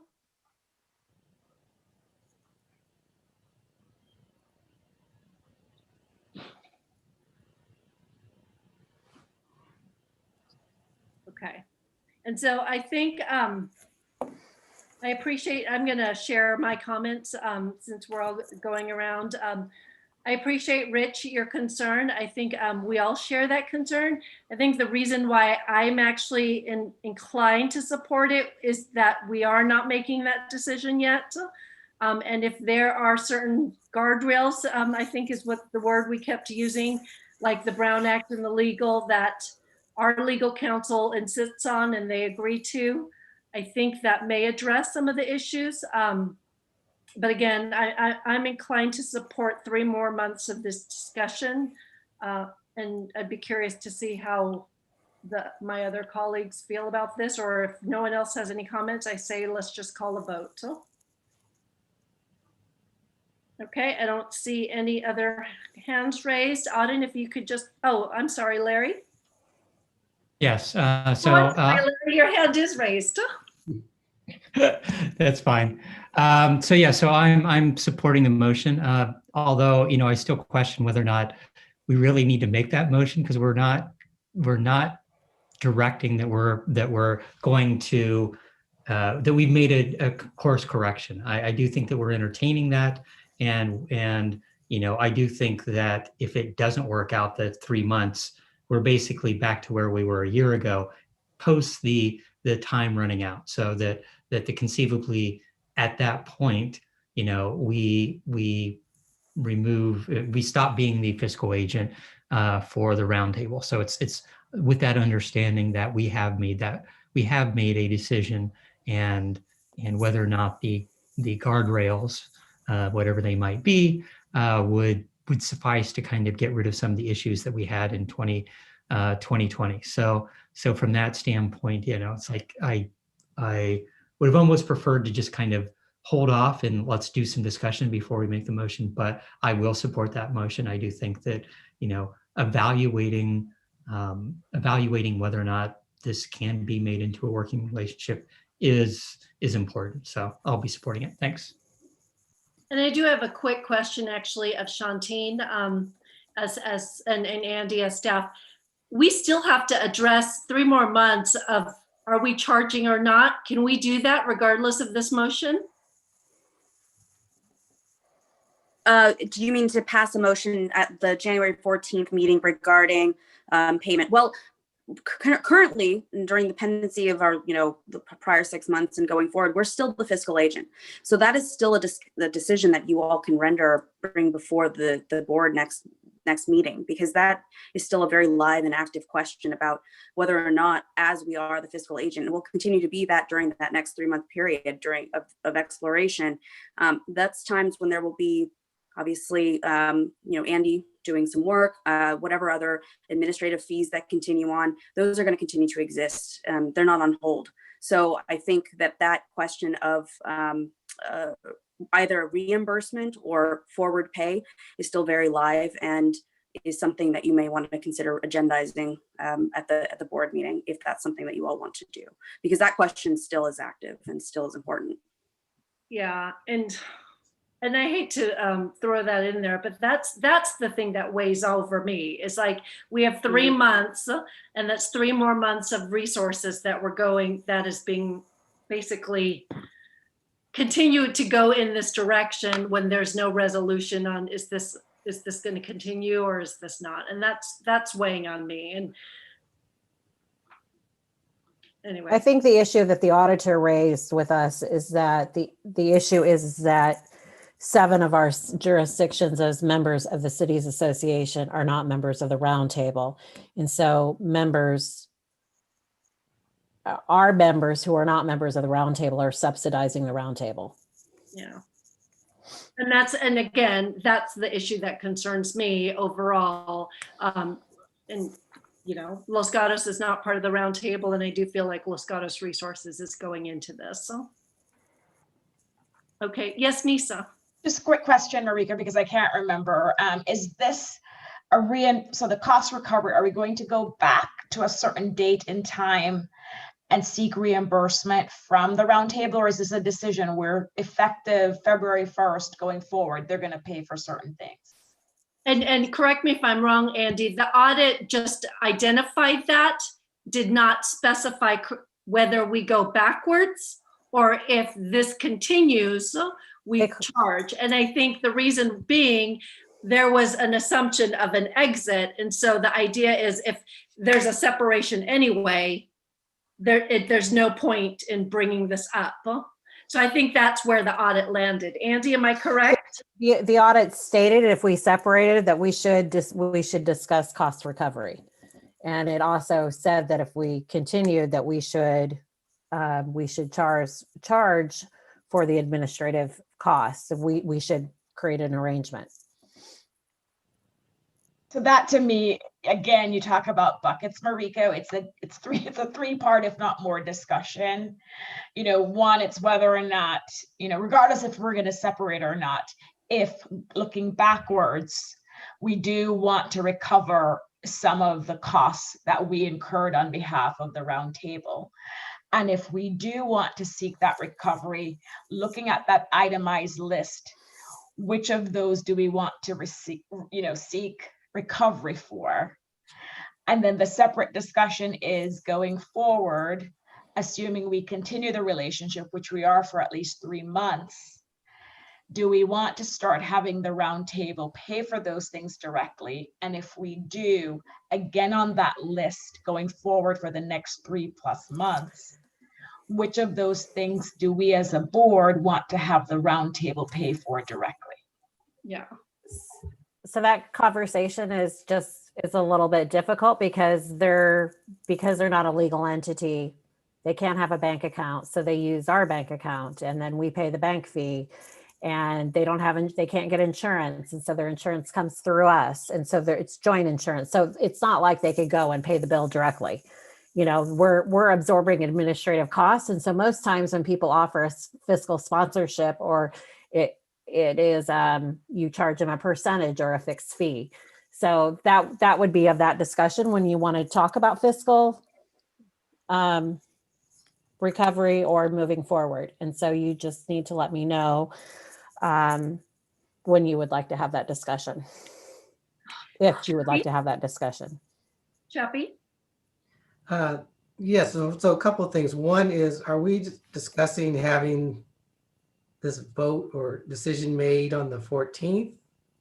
I'm just trying to understand what the— You mean the audit? The cost recovery conversation. I think we need to address it sooner rather than later, but I didn't mean to confuse it because I'm just sharing with everyone how I'm analyzing this because I feel like that's one issue that feeds into whether or not I want to vote on this issue. That's so No, I think that's huge. That's a huge issue that needs to be addressed right away. I think retroactively going back and trying to recover costs are problematic to me, but I'm perfectly fine with, from January 1st on attempting to recover whatever costs that are associated with supporting the roundtable. but we have to make that a motion that the full board votes on. Yeah, the board decides that. Okay, so there's a motion on the table. There's no comment unless I see any other hands raised. Okay, so Auden, do you mind calling a vote? Mary Lynn just put her hand up and she just put her hand down. Okay. And it's back up. Well, I closed the public hearing though, so Okay. am I allowed to go back in? I mean, No, I'm sorry. I thought you were asking the public if they had any questions. oh no, I meant my committee members. I'm sorry. Okay. And so if Auden, do you mind calling the vote? Yes, is this visible for you all? Yes. It's a Yes. little small, but Okay. How about now?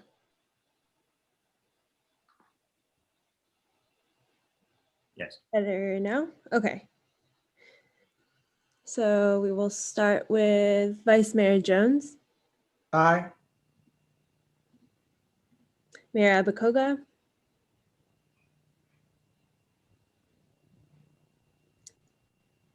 Aye. aye. Mayor Flagor, Yes. Mayor Constantine, Nay. Mayor Klein, Yes. Mayor Syok. I'm actually going to vote nay. I changed my mind and I think I shared, my concern is just the resources. Okay, motion passes with 4 ayes and 2 nays. Okay. Okay, so we will bring this back in January as an informational item. And then I look to someone to create who would like to be on the ad hoc.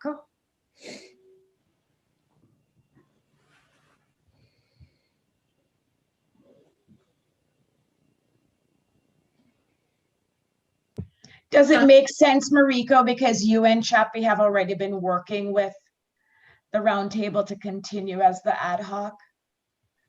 Real quick, Shantine, do you have a issue? I know, I see your hand raised.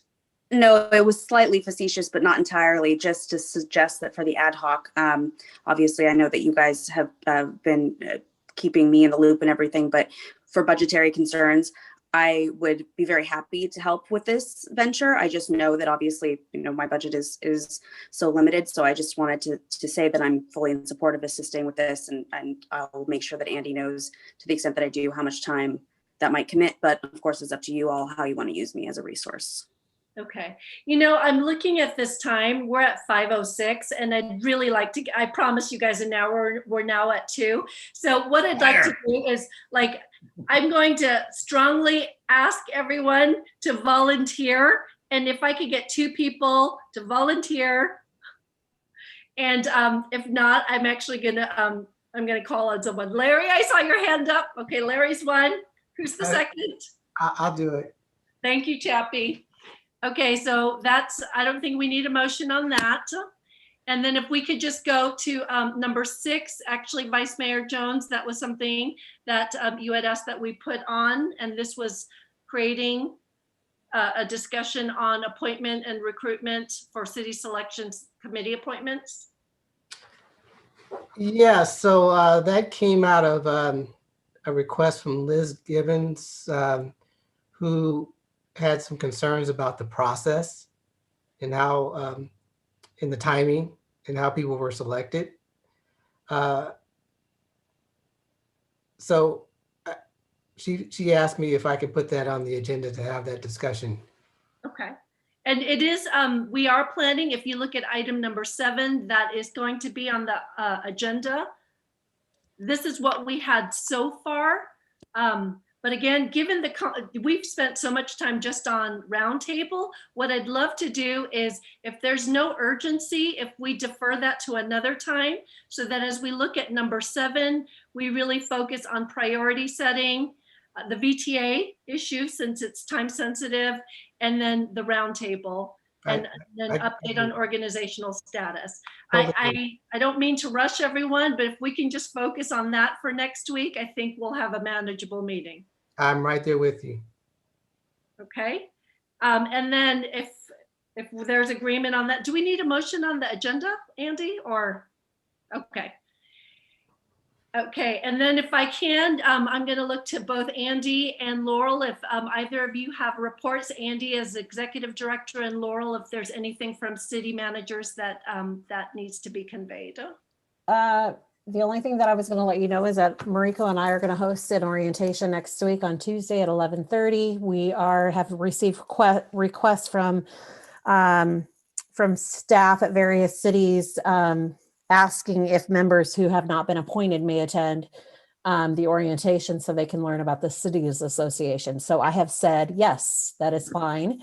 And then we will make the video available as well to council members. So that's it for now. And Laurel, is there anything that I can't remember the timing of city managers. Is there anything that you wish to report? Just informally, the city managers are very closely tracking the vaccine rollout here in Santa Clara County, and we continue to support the efforts of our county public health officers, as well as supporting the managers and county with their Saturday meetings. So that is an ongoing commitment on the part of the city managers. Thank you. Okay. And so committee members, anything else? Okay, well, I think we can now, I'm sorry, Margaret. Oh, I'm sorry. I just had a quick question. It's more about selection committee, but I have a colleague who might be interested in applying. I know the deadline passed, but is that okay? Yeah, I always take them. Okay. Yeah. We just create the deadline so people will send it to us so we can share the packet. So, yes. Okay, thank you. Okay, with that, thank you everyone for staying later. Meeting is adjourned. Bye. Mariko, you lied. Thank you. No, I tried. Liar. You tried. You tried. All right. Bye. Bye, everyone. Bye, guys. Hi, everyone.